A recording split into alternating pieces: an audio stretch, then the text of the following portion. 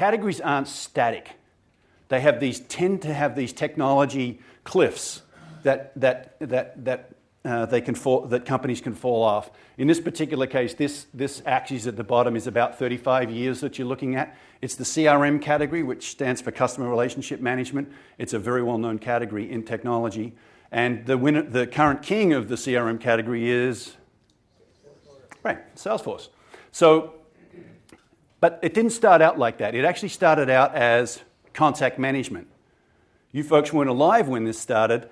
Many of you weren't, at least. We used to write paper cards. They were called filofaxes. I can see some of the folks in the audience smiling already. We used to take these paper cards and we'd write your name and address on them and we'd put them in a file. There was a circular file. And when I wanted to call you, I would look up your name in the file. I would call you on a landline. That's how it went. Now, I know that's ridiculous for most of you in the room right now, but that's how it started. And then when the PC revolution came, what happened was a couple of companies, Act was one of them and Goldmine was the other, essentially automated your contacts. I know this doesn't sound dramatic for you folks in the room because you do it every day naturally on your iPhones, but they automated it. You then took all your filofax, put it into your PC, and they were your contacts. That was the contact management category. Relatively small, but it was the start of this journey.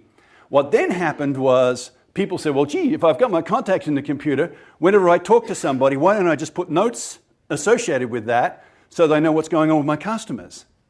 And ultimately, the Salesforce automation phase of this story started to develop, and then ultimately, customer relationship management as a function took that, plus a number of other things that you had to do with your customer support, field support, all of those sorts of things, bundled it all together. A guy called Siebel, Tom Siebel, put your hands up if you heard Tom Siebel's name.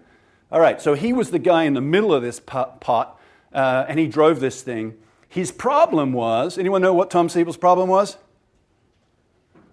I'll tell you what his problem was. They had on-premise software. It meant that the installations took a long time and were really hard to do, and actually most of them actually never even happened. So along comes this guy called Marc Benioff and says, well, hey, we're going to do all that in the cloud. And he ate their lunch completely.